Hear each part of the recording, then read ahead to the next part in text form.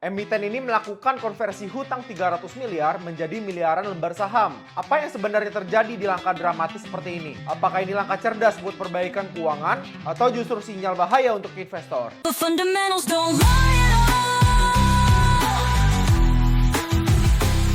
Kemarin gue ketemu Rudy dan kita ngebahas ada satu emiten yang mengubah hutang mereka menjadi miliaran lembar saham baru. Nilainya bahkan gak main-main, hampir 300 miliar. Nah terus si Rudy nanya, "Oi, lu denger gak berita soal Dharma Henwa atau Dewa yang konversi hutangnya hampir 300 miliar dan diubah menjadi hampir 4 miliar saham?" Oh, gue udah dengar turut. Mereka mengkonversi hutang Antareja Mahada Makmur atau AMM menjadi saham dengan skema private placement. Harga konversinya sendiri menjadi Rp75 per lembar. Ini langkah berani sih, karena nggak semua emiten berani ngambil langkah seperti ini. Tapi kenapa mereka mau konversi hutang mereka ya kok menjadi lembar saham? Emangnya lagi seret duit ya kok? Sebenarnya sih ini menjadi langkah untuk memperbaiki kondisi keuangan mereka. Dengan konversi hutang menjadi saham, beban hutang otomatis berkurang dan ekuitas perusahaan otomatis naik. Jadi di laporan keuangan mereka kelihatan lebih kuat nih. Tapi kok gue lihat sebelumnya harganya Rp65 loh, bukan Rp75.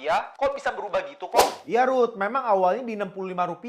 Tapi akhirnya mereka naikin di tanggal 5 Februari 2025 setelah amandemen perjanjian dengan kreditur. Itu buat kasih harga kepastian yang lebih baik buat investor. Berarti AMM sekarang jadi pemegang saham yang gede dong kok? Betul banget Ruth. Dengan hampir 4 miliar lembar saham, AMM bakal jadi pemegang saham signifikan di Dewa. Tapi yang menarik nih, AMM itu tidak mempunyai hubungan afiliasi dengan Dewa. Jadi otomatis tidak ada konflik kepentingan nih. Menurut lo ini jadi strategi yang bagus gak kok buat Dewa? Atau malah bikin sahamnya drop? Nah itu yang menariknya Ruth. Di satu sisi laporan keuangan Dewa otomatis menjadi lebih baik. Hutangnya langsung berkurang dan ekuitasnya naik nih. Tapi dari sisi lain, jumlah saham beredar kan jadi banyak nih. Artinya akan ada dilusi untuk pemegang saham lama. Berarti kalau ada dilusi kepemilikan, harga sahamnya bisa turun dong kok? Bisa jadi Ruth. Soalnya dengan bertambahnya jumlah lembar saham, otomatis nilai per lembar saham bisa turun Ruth. Apalagi kalau misalnya nanti kinerjanya tidak seimbang dengan saham yang beredar. Jadi ini resiko buat pemegang saham yang lama.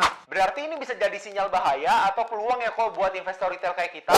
Ya itu tergantung perspektif lu Ruth. Kalau lu percaya ini menjadi langkah perbaikan keuangan dan prospek bisnis Dewa ke depannya bagus, mungkin ini bisa jadi peluang Ruth untuk masuk di harga yang lebih murah. Tapi kalau misalnya lu lihat ini sebagai resiko dilusi, lu mesti hati-hati Ruth. Tapi menurut lu gimana bro? Apakah dengan konversi hutang sebesar 300 miliar menjadi lembar saham baru, ini menjadi sinyal bahaya untuk investor lama? Dan kira-kira gimana ya nasib harga sahamnya setelah ini? Coba deh tulis di kolom komentar. Buat lu yang mau dapetin update saham Dewa, langsung aja follow akun ini ya. Kamu juga bisa bagiin video ini ke grup-grup saham lo, dan simpan video ini untuk memperkuat tesis lo. The fundamentals don't lie.